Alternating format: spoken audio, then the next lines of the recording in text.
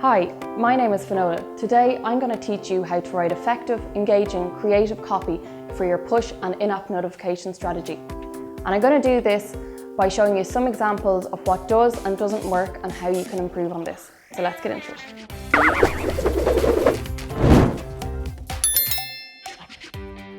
As we know, push notifications are a great way of re-engaging your app users, moving them down the funnel, bringing them back into your app.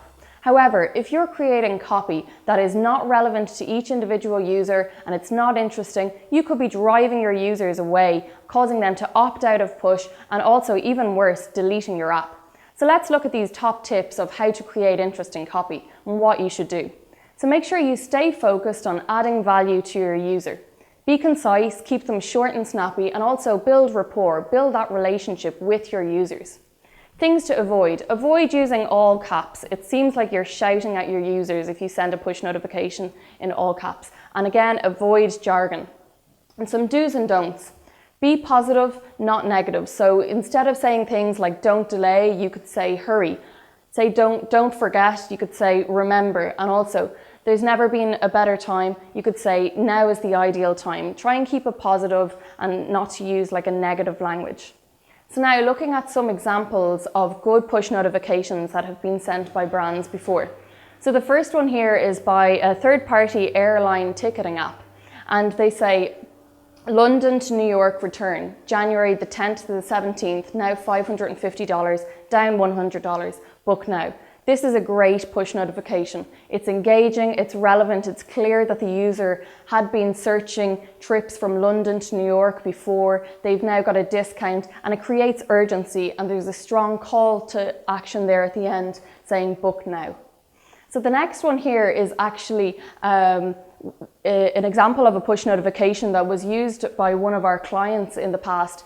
We have changed the name here today, but just to show this example, because what they had originally done was just sent out a push notification saying use code SH10 and get 10% off today. So they hadn't personalized it, and also they sent a mass push. So they sent it out to everybody, whether they were at home on their couch or over the other side of the country. So what they did was they personalized it. They inserted the user's first name at the beginning and they said, you're near the Spice House at 14 Camden Street. So they made it a geo-targeted message. So they made sure that the users were in the area when they received this, and then they could use the 10% off code. So there's a great call to action there saying use the code SH10 and get 10% off today. Again, it creates that urgency.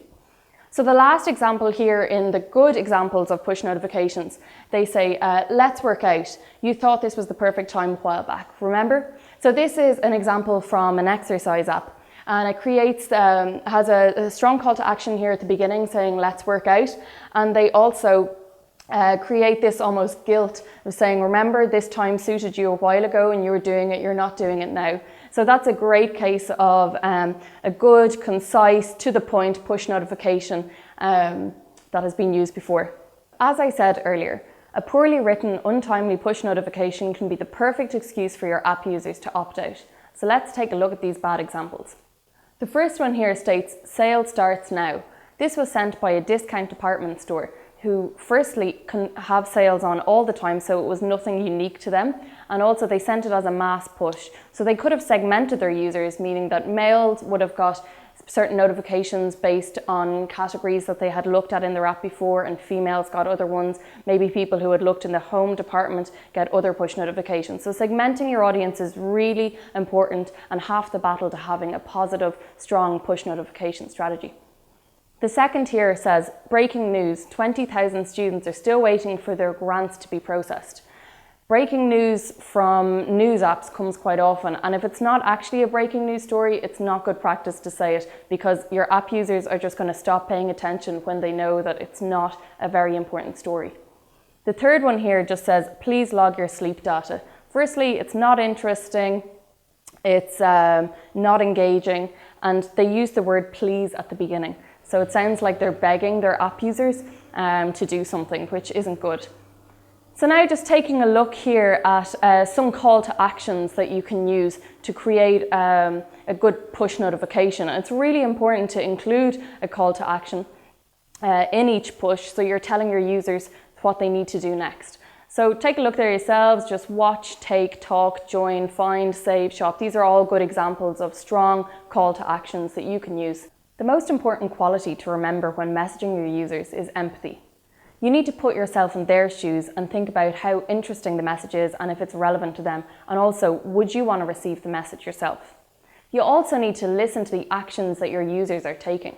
So are they opting out of push? Maybe you need to rethink your strategy then, and also have a look at your copy and take some of the tips there on board about staying focused and being concise.